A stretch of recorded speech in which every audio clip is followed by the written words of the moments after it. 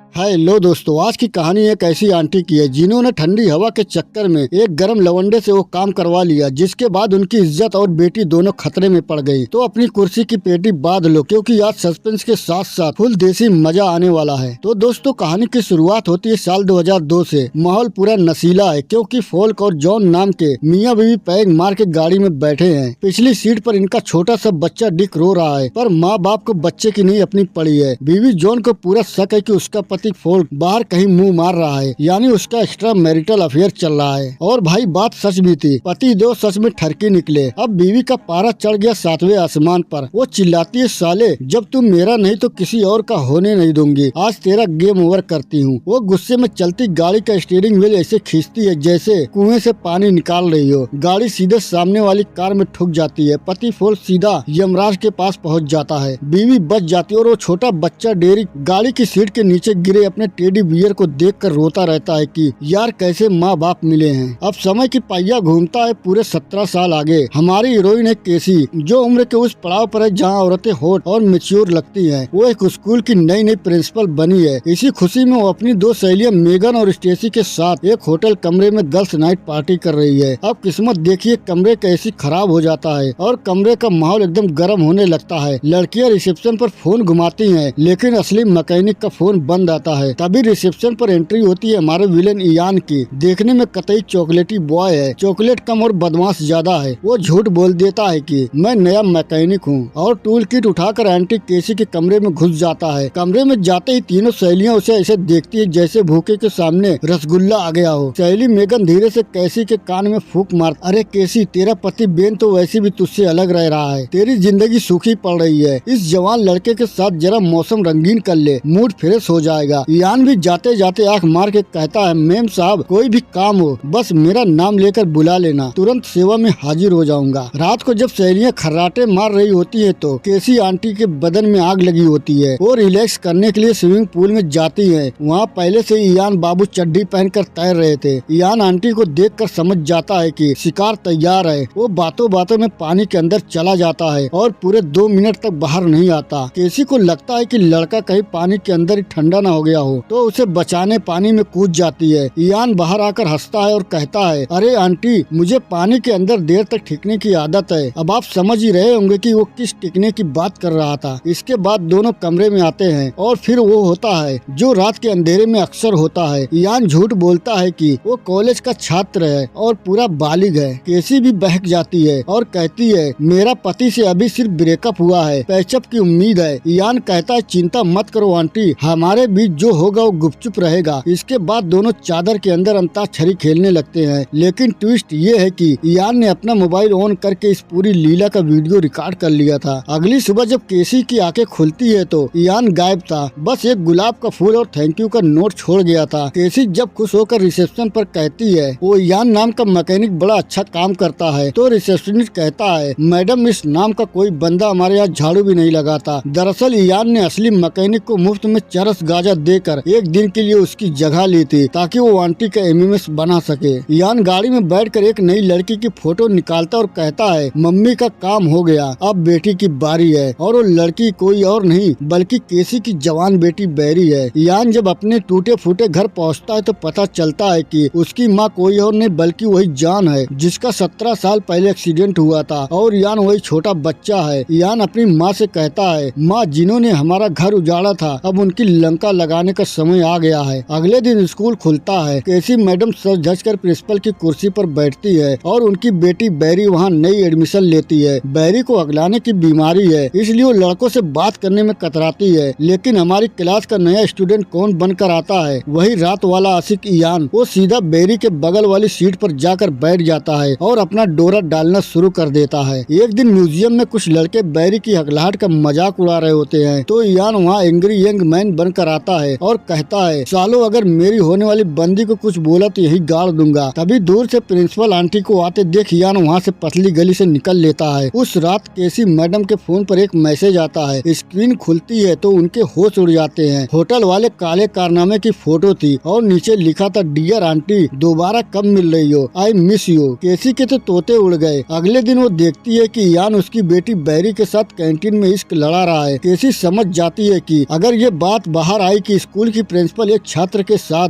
Bed share कर चुकी है तो समाज उसे जीने नहीं देगा। केसी अपनी सहेली मेगन को बुलाकर रोती है। बहन, उस रात की मस्ती अब गले की हड्डी बन गई है। केसी अब सातिर दिमाग लगाती है। वो रात को चुपके से स्कूल के रूम में जाती है और यान के लॉकर में एक बड़ा सा चाकू रख देती है। अगले दिन वो चेकिंग करवा कर यान को रंगे हाथ फंसा देती है और कहती है, अब बोल बेटा, तुझे जेल भिजवाऊं या स्कूल से निकाल दूं। लेकिन यान तो गुरु निकला। वो अपनी जेब से फोन निकालता है और कहता है, मैडम, अगर आप जेल की हवा खाओगी तो इंटरनेट पर लोग आपकी हवा देखेंगे। ये रहा आपका वो वीडियो। अगर अपनी इज्जत प्यारी है तो इस हफ्ते के आखिर तक $50,000 करीब 42 लाख रुपए के इंतजाम करो, वरना वीडियो हर व्हाट्सएप ग्रुप में होगा। गुस्से में बिलबिलाई केसी उसे स्कूल से सस्पेंड कर देती है। घर जाकर यान का अपने सौतेले बाप से झगड़ा हो जाता है। यान गुस्से में आकर उसी चाकू से अपने सौतेले बाप का टिकट काट देता है, मतलब मर्डर कर देता है। तभी उसकी दीवानी क्लासमेट जीना वहाँ प्यार का इजहार करने आती है, पर वो लाश देख लेती है। यान उसे भी चकमा देता है, अगर मुंह खोला तो तेरा भी यही हाल करूंगा। अगले दिन यान चुपके से स्कूल आता है और बेरी को फुसलाकर क्लास से भगा ले जाता है। केसी को जब पता चलता है तो उसके पैरों तले जमीन खिसक जाती है। तभी यान का फोन आता है। हेलो आंटी, अपनी बेटी को सही सलामत देखना चाहती हो तो सारा सोना चांदी और कैश लेकर पुरानी खंडर बिल्डिंग में आ जाओ, वरना बेटी का सौदा कर दूंगा। यान गाड़ी में बेरी को एक ऐसा सच बताता है जिसे सुनकर लड़की के तो फ्यूज उड़ जाते हैं। यान कहता है, तेरी माँ महाकमीनी है, तू उस बेन की बेटी नहीं है। तेरी माँ का टाका मेरे असली बाप फोक के साथ भिड़ा हुआ था। हम दोनों एक ही बाप की औलाद है, यानी तू मेरी सगी बहन है और तेरी माँ की वजह से ही मेरे बाप का एक्सीडेंट हुआ था। कैसी आंटी रोती धोती $5,000 लेकर उस खंडर में पहुँचती है। यान कहता है, अपनी बेटी को सच बताओ, और केसी रोते हुए मान जाती है कि हाँ बैरी यान की ही बहन है। बैरी बेचारी सदमे में आ जाती है कि शिट यार, जिससे मैं फ्लर्ट कर रही थी वो मेरा सगा भाई निकला। तभी केसी आंटी अपनी उम्र का पूरा जोर लगाकर यान पर झपट पड़ती है। दोनों के बीच गुत्थम गुत्था होती है और दोनों दूसरी मंजिल की खिड़की तोड़कर सीधे नीचे गिर जाते हैं। किस्मत से केसी आंटी यान के ऊपर गिरती है तो उनके गद्देदार बदन की वजह से उन्हें खरोच तक नहीं आती, लेकिन बेचारा यान सीधे पीठ के बल पत्थर पर गिरता है और उसका राम नाम सत्य हो जाता है। यान के मरते ही ब्लैक मेलिंग का ये गंदा खेल हमेशा के लिए खत्म हो जाता है। तो दोस्तों, आपको ये मूवी कैसी लगी? अगर आपको हमारा एक्सप्लेनेशन पसंद आया हो तो हमारे चैनल को जरूर लाइक करें, वीडियो को सब्सक्राइब करें। मिलते हैं, bye bye, take care, thank you for watching.